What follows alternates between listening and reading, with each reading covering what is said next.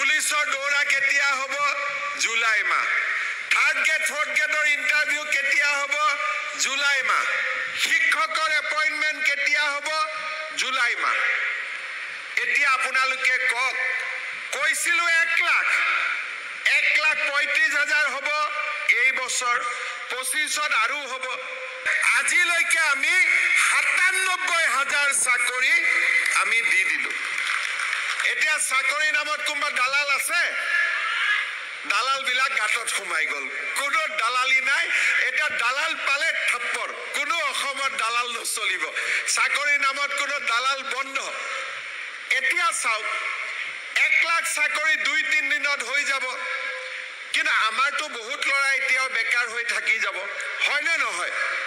সেইকাৰণে 1 লাখ চাকৰি চেজ হৈ যোৱাৰ লগে লগে আমি আৰু 35,000 চাকৰি আমি খুলি দিম।